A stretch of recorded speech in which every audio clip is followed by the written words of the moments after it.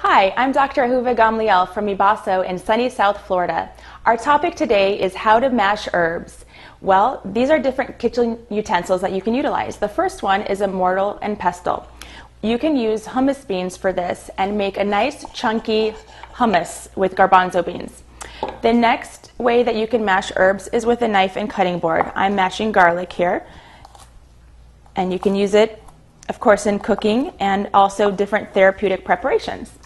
To mash dried herbs, you can use either a coffee grinder or a magic bullet. This is great to powder your herbs in order to encapsulate them to take for therapeutic purposes.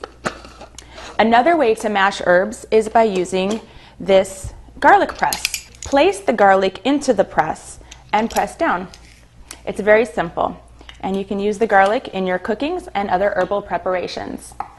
I'm Dr. Ahuva Gamliel. Thanks for watching. Be well.